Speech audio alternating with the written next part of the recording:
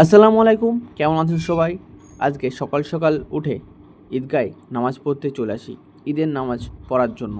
এবং ঈদগায় এসে প্রথমে জায়নামাজটা বিছিয়ে নিই এবং বসে নিই, এবং বসার পর ছোট্ট ফুটফুটে বাচ্চার একটা ভিডিও শ্যুট করি।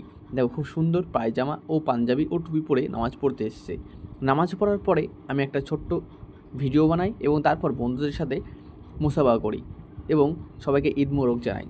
তারপর বাড়ি এসে খাওয়া দাওয়া করে বন্ধুদের সাথে আবার ঘুরতে বেরিয়ে পড়ি এবং তোমরা লাস্ট পর্যন্ত ভিডিওটা দেখো। এবং চলে এসেছি আমাদের যে মোড়টাতে আমরা আড্ডা দিই সেই জায়গাতে।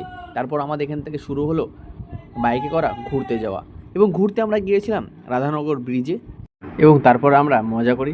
এবং আমরা এখানে তনিপুরে একজনের জন্য দাঁড়িয়ে থাকি এবং আসে এবং তাকে নিয়ে আবারও বাইক স্টার্ট করি এবং ছোট্ট একটা ক্লিপ করেছি বাইকে যাওয়ার, এবং দেখো তোমরা। এবং তারপরে আমরা রাধানগর ব্রিজে পৌঁছে যাই এবং মজা করি, আড্ডা করি। এবং প্রচণ্ড ভিড় ছিল রাধানগর ব্রিজে। এবং কে কে রাধানগর ব্রিজে তোমরা ঘুরতে এসেছিলে তারা কমেন্ট করে জানাবেন।